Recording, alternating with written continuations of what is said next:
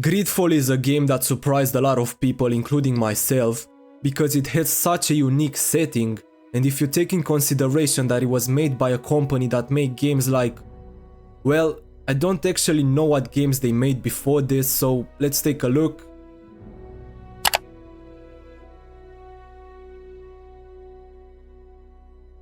Yeah, well, I think it's safe to assume that this is their biggest game, and well, it's actually pretty good.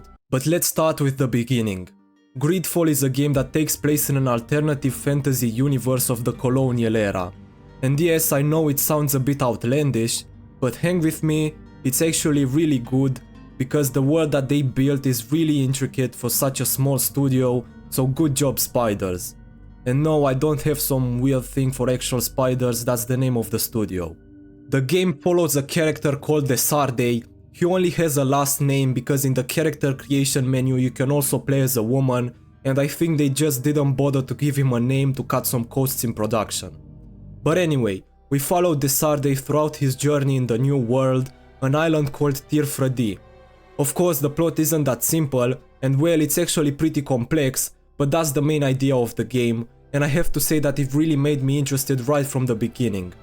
As Desarde embarks on his journey, he quickly becomes entangled in a web of power struggles, mysteries, and political intrigue that are all connected to the natives of the island and the bigger overarching plot about a disease and his personal history. Some elements are more interesting than others, but one thing I noticed about this game while writing this is that I have a lot of hours of footage for not that much actual story progression. What I'm trying to say is that this game is... I don't want to say that it's filled with a lot of bullshit because that's too harsh, but there are a lot of petty missions in the game where you just do really boring objectives like going from point A to point B and doing fetch quests. It's not that much of a problem because the world has enough to offer so that you can easily get distracted doing something else, but it's something to keep in mind. The combat of the game is where I feel the developers could have done a better job because it feels kind of cheap and unexciting. It's basically just clicking until the enemy dies, and that's really boring. Even the bosses in Greedfall don't feel like much of a challenge, and this might be a skill issue because I usually do every side activity I can before doing the main story, so naturally I'm a bit overpowered, but still, this is a boss from almost the ending of the game, and I just 3-shot his phase 1, like that's really pathetic.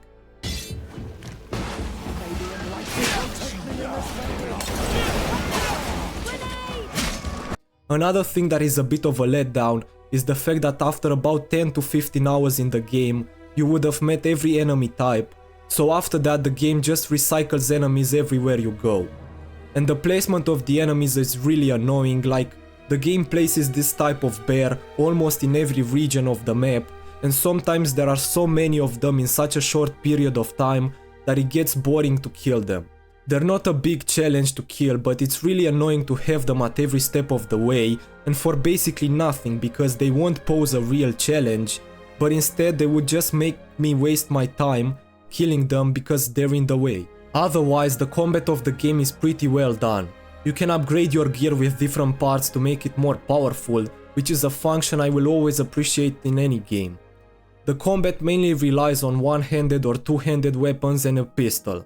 You can also use magic, but to be honest I wasn't really interested in that because it felt incomplete. Naturally, like in any other RPG, we have a skill tree. The abilities in this game are divided into 3 categories: skills, attributes and talents. Let's start off with the skill tree.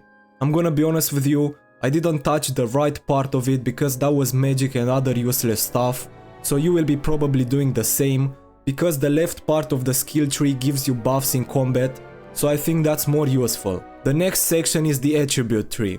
Here you can upgrade your stats like health, stamina and strength scales up with the weapons you use and the skills that you have, so that's pretty useful. The last section is the talent tree, where you can unlock and upgrade skills like lockpicking, weapon crafting, alchemy and vigor. Vigor is something very interesting because in this game, in order to do specific jumps and access certain areas, you need to have a certain level in vigor that will improve your athleticism. I don't know, I found it pretty cool.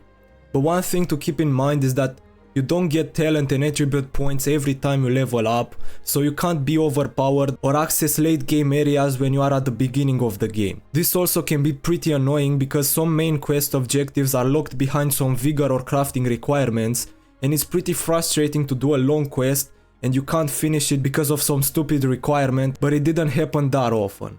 Another thing that bothers me about this game that is somehow connected to the combat is that you can't jump, which feels really weird. Instead, when you press the spacebar, you enter this tactical pause where you can equip potions and spells, but it's a bit unnecessary because I would always equip them outside of combat, but if you need it, it's there.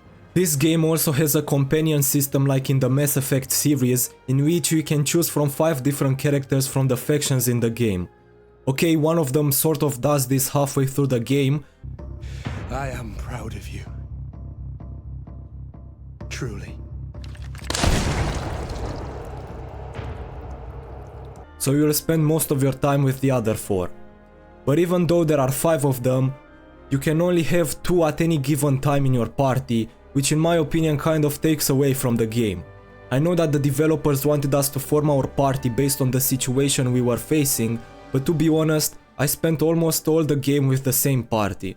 I did this because even though the game wants you to think that based on your party you have different ways you can approach a quest, and yes, that is true, but it doesn't make any difference anyway because the outcome of the quest will be the same nonetheless. These companions also have a set of quests of their own, and some of them are actually interesting, like the quests of Afra and Father Petrus. Afra is a scientist of one of the factions in the game, and through her quest you can learn more about the island and the natives. Her quest is actually really good. If you play the game, do it, you won't regret it. The same can be said about the Father Petrus quest, in which you basically try to blackmail the leader of one of the factions.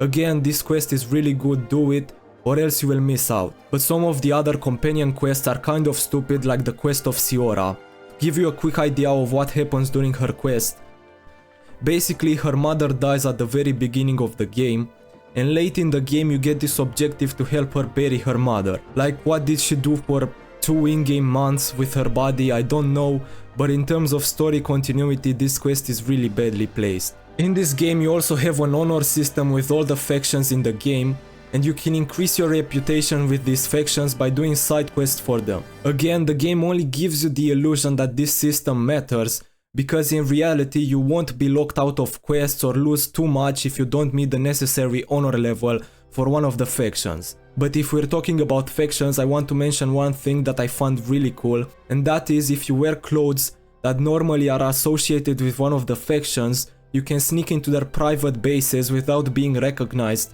which is a really cool system, even though the stealth in this game isn't the best. But one thing that is strongly visible during the story is that the game kinda falls off during the second half. I don't know why exactly, but it's probably because this game doesn't have a continuous open world, but instead the map is divided into separate areas that are locked behind loading screens, and after a while these areas become boring because most of them are copy and pasted or follow the same structure.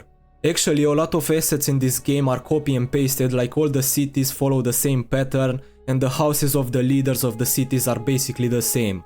And I know that the studio did this because they didn't have the biggest budget, but it takes away from the game. But don't get me wrong, from what I said it may sound like I don't like the game, but trust me, I really do. And if you like it as well, there is good news ahead because Spider Games have announced Greedfall 2 that is gonna act like a sequel to the game. From what they said on their site, you will play as a native that has been captured and taken to the continent, and you will try to gain back your freedom. That sounds actually really interesting and I can't wait to play it. But this is about all I had to say about Greedfall. 8 out of 10, I will see you in the next one.